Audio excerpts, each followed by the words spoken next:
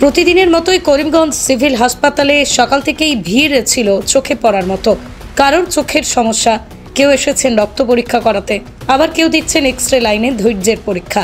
Registration কাউন্টারের সামনে তখন লম্বা লাইন, ধৈর্য ধরে অপেক্ষা করছেন রোগী এবং আত্মীয় স্বজনরা। এক বিকট শব্দের সঙ্গে ছড়িয়ে পড়ে ধোঁয়ার গন্ধ। মুহূর্তেই চিৎকার, চেঁচামেচি, হুলস্থুল কাণ্ড।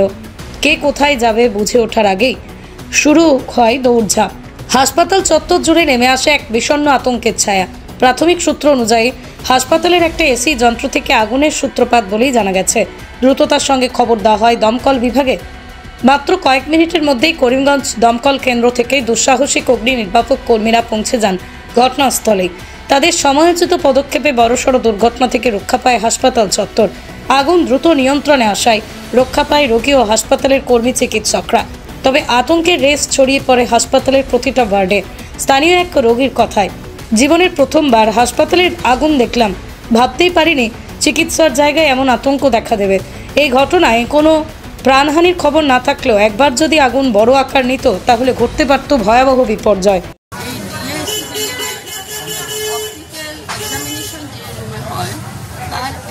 আউটডোরটা আজকে হঠাৎ একটা ফল্ট দেখিয়েছে।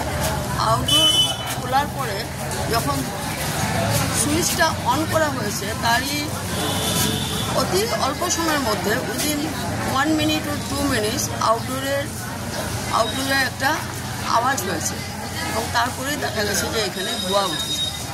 তো সঙ্গে সঙ্গে মেইন সুইচ অফ করে এবং আমাদের এখানে যে অগ্নি নির্বাপক যে ডিভাইসগুলো ছিল এইগুলো দিয়ে আমাদের এখানের কর্মীরা উপরে আগুনকে নির্বাপিত করেছে এবং সঙ্গে সঙ্গে ফায়ার ব্রিগেড ইনফরমেশনের পর ফায়ার ব্রিগেড এসেছে এবং এসে বিশেষ কিছুই হয় নাই, খালি আউটডোরের কিছু অংশ কালো হয়ে গেছে, এটা দেখা গেছে। তাতে আমরা ঈশ্বরের কাছে বলতে পারি আজকে একটা বড় দুর্ঘটনা থেকে আমরা রক্ষা পেয়েছি।